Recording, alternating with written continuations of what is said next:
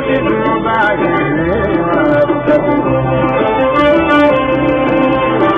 نتغنى بحسنه أبدا دونه لا يروحنا